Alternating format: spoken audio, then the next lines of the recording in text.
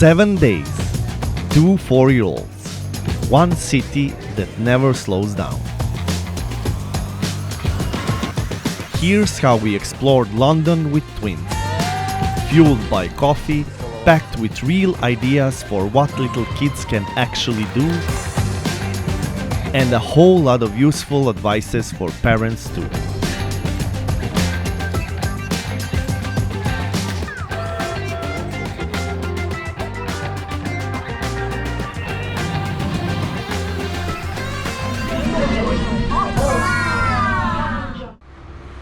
Travel day.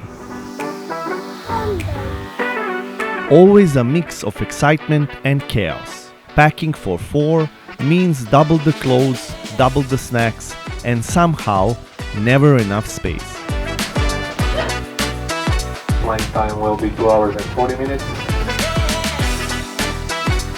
The weather route is forecasted to be generally smooth with some occasional light turbulence.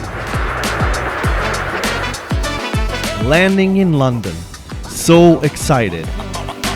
Our suitcase showed up the second we got to the belt, which felt like a small miracle. A quick ride on the underground, then the bus, and we were finally on our way to our home for the week.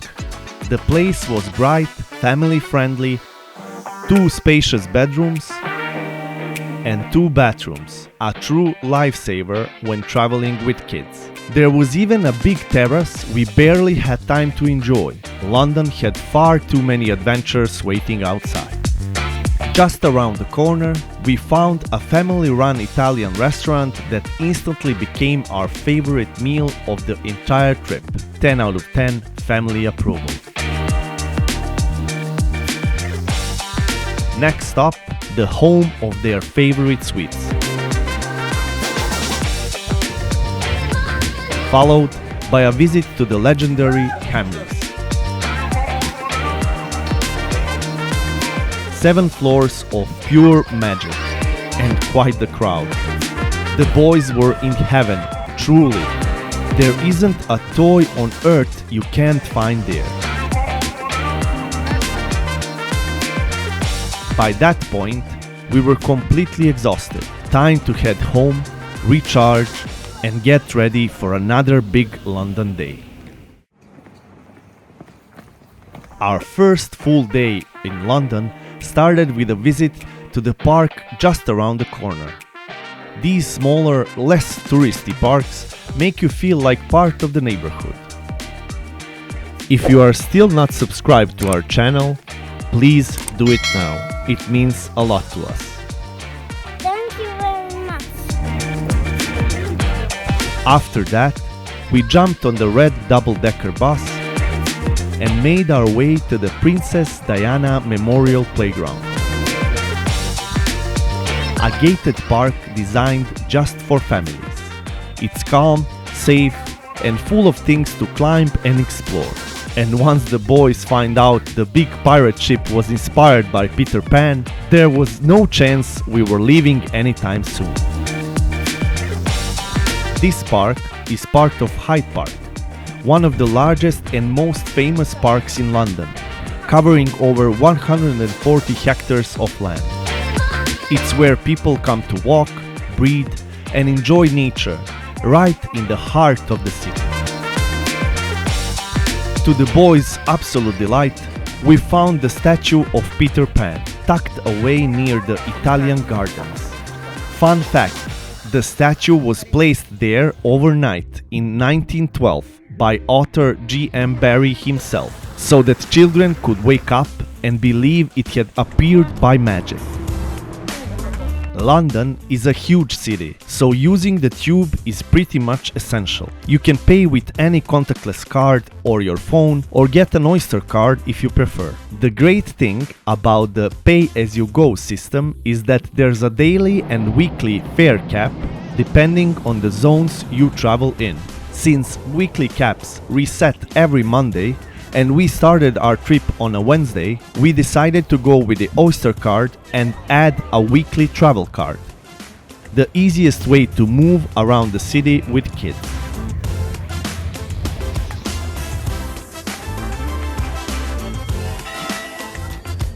We couldn't visit London without trying the famous fish and chips at a local pub. So kind. Thank you very much. Free fish and chips. And our tradition with fish and chips is to get salt and vinegar absolutely everywhere. It looked great, the waiter was lovely, but let's be honest, solid 7 out of 10. Right after leaving the pub, we stumbled upon a donut shop. And honestly, there was no way we were walking past it. Let's just say it looked better than it tasted. After a quick grocery stop, we made our way to one of our favorite toy stores. And not gonna lie, the excitement wasn't just coming from the kids. Home to some incredible builds, including a life-size tube train made from over 600,000 bricks and a Big Ben that took more than 2,000 hours to build. After the boys proudly won their first race, we went to see some of London's most iconic landmarks. Big Ben and the London Eye.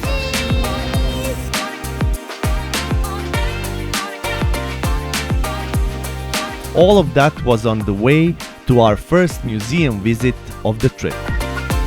A quick tip for parents: most museums in London are free, but some require you to book a time slot in advance, even for free entry. It saves a lot of time and potential meltdowns once you get there. Tate Modern is one of the world's most visited modern art museums, housed in a former power station on the River Thames. Its huge turbine halls and industrial vibe makes it fascinating even for the kids. Most exhibitions are free, but special ones, like the Picasso show we caught, require tickets that sell out fast.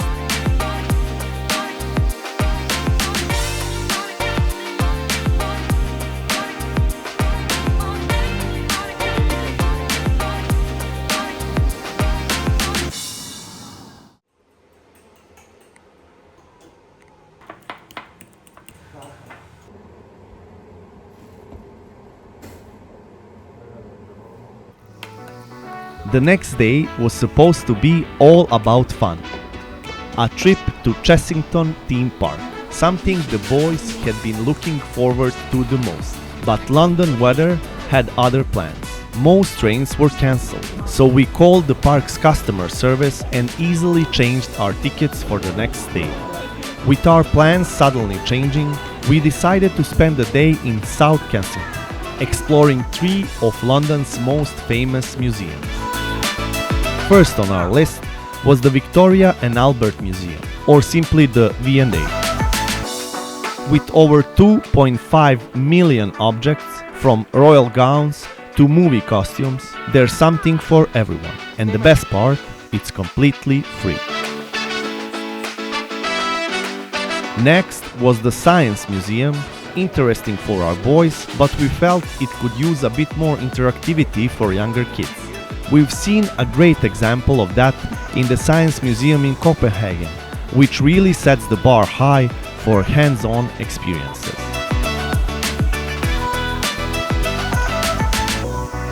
Still, unlike the one in Copenhagen, the London Science Museum is completely free. You just need to book your free tickets online and choose your entry time.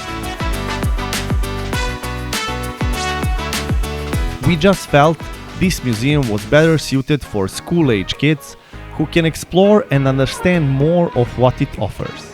But in the end, we found a small play area for preschoolers.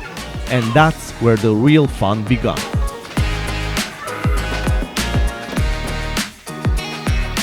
Before visiting the next museum, we needed a little lunch break. So we found a cute spot nearby that serves a really fun brunch-style menu. Just what we needed to recharge. Typical London weather surprised us with a quick rain shower, so we ran into one of the city's most famous museums, the Natural History Museum. The building itself feels like a piece of art, with its grand halls and detailed architecture. It is one of London's most iconic landmarks, home to over 80 million specimens, from ancient fossils to meteorites. So now we can experience the earthquake, right? We tried the earthquake simulator, which was such a fun experience for the boys. And then explored the section every child loves the most, the dinosaurs. Their highlight, seeing the roaring T-Rex up close. Pure excitement.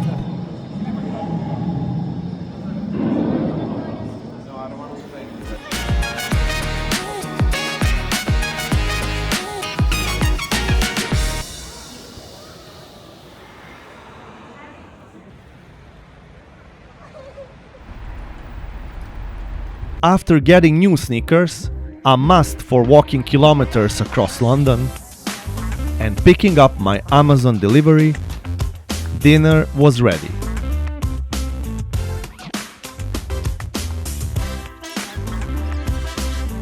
There was just one thing missing.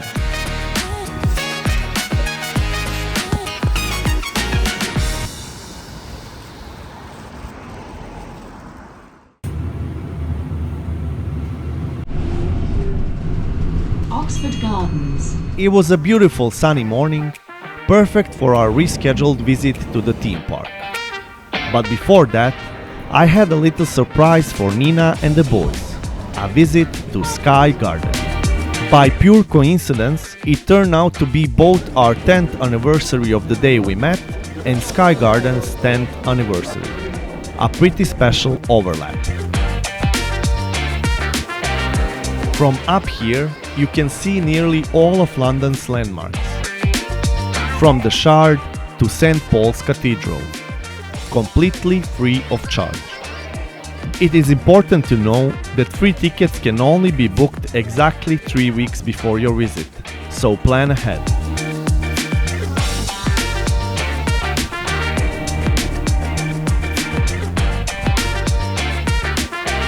The space combines greenery, panoramic views, and even a few restaurants and bars, making it one of the most peaceful spots, high above the city's buzz.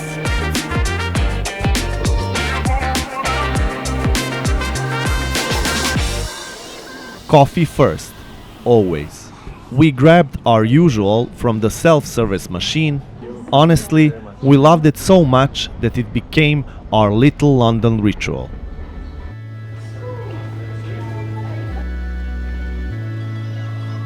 Caffeine sorted, we caught the train to the theme park in the suburbs, using the South Western Railway. It's still part of the TfL system in Zone 6, so you can easily tap in with a contactless or Oyster card.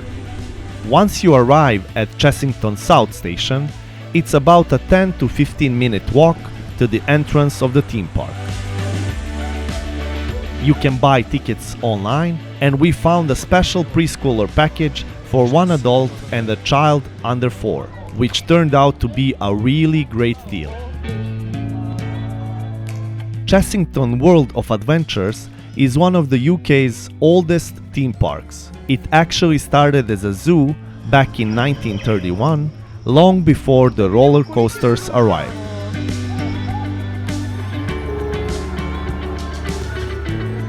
Today, it's this wild mix of rides, animals, and themed worlds like Wild Asia and Land of Dragons.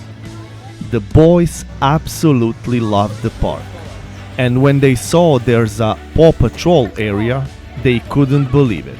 We actually thought it was already open, but it turns out it's coming in 2026. Still, we got lucky and met one of the Paw Patrol characters in person. The park is full of rides and attractions perfect for kids their age, and of course plenty for the older and braver ones too.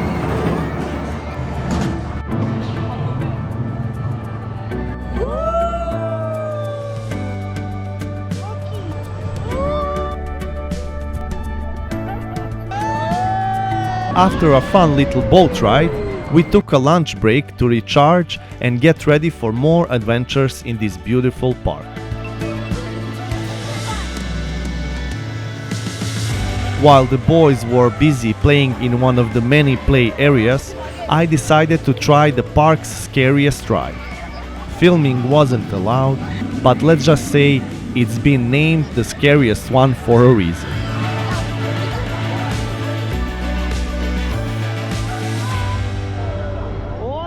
This day at the park was definitely the highlight of the trip for our boys. Oh my god! We stayed right until closing time at 5 p.m. and then started our journey back to our apartment. Even though London's train system is super convenient, unexpected delays and cancellations do happen, so trips can take longer than planned. After nearly 2 hours on the way back, we finally made dinner in our London home and wrapped up this exciting day just the way it deserved.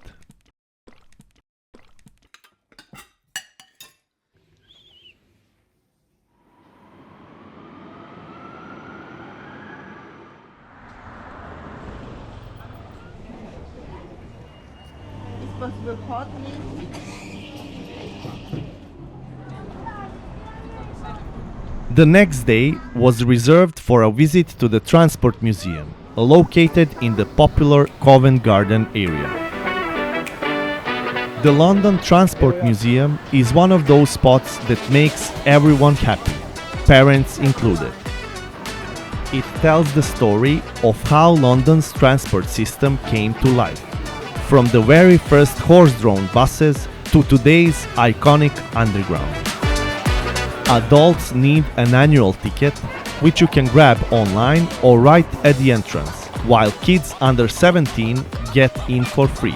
Major win for families. Inside, it's this perfect mix of history, play and discovery. And the boys, they couldn't get enough of climbing into London's classic red bus and pretending to drive through the city.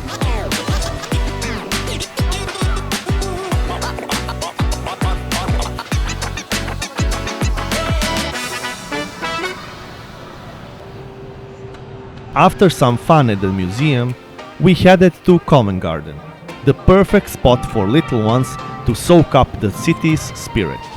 Street performers filled the square with music, laughter, and a bit of London magic. And to my complete surprise, I actually got picked to join one of the shows.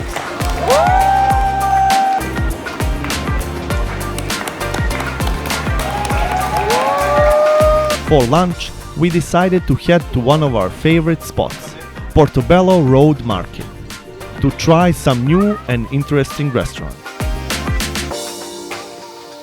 And to end the day, we made our boys' wish come true by visiting once again what has now officially become their favorite toy store.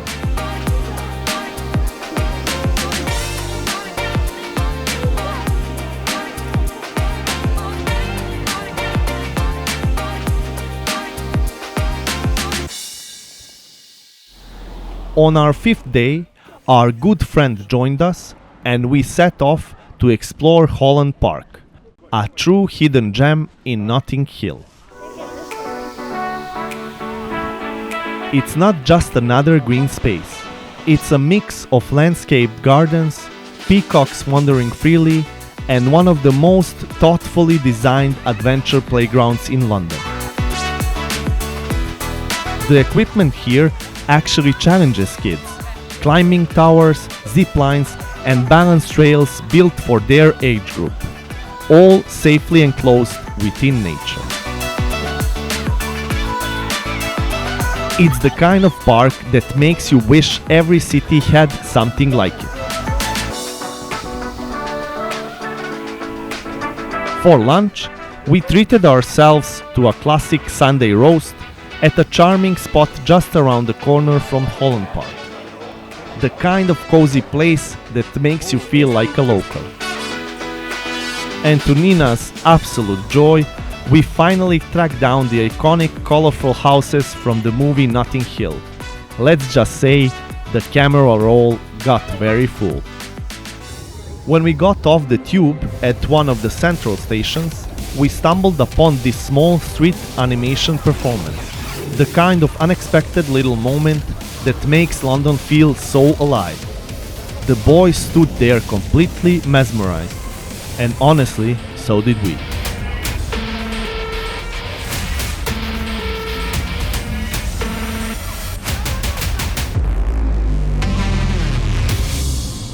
From there, we wandered into Chinatown for a sweet stop. Their famous baked buns, still warm, were a total hit with everyone. And just when we thought the day couldn't get any more special, the boys got the thrill of a lifetime, helping the driver of a double-decker bus drive us home. It was one of those perfectly chaotic, unforgettable London days. For our last full day in London, we let the boys take the lead. Their wish list was clear: another morning at the Diana Memorial Playground, followed by pizza at a little Italian spot in Portobello Road Market.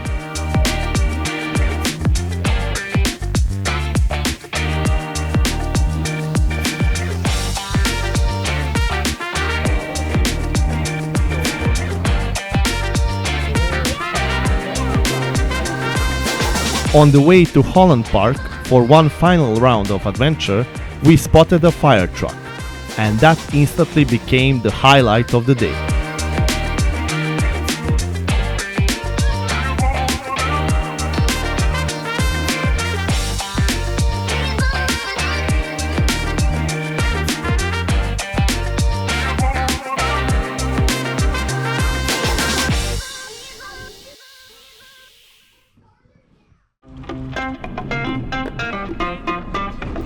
The next morning, it was time to head to the airport. Thankfully, there was a small play area by our gate, so the boys played happily until boarding. A small win for the parents. We loved London, so much to see and to do with the kids, but it's a big, fast city and you really feel it. Exploring it takes energy, snacks and a good plan. Still, every moment was worth it. London, until next time.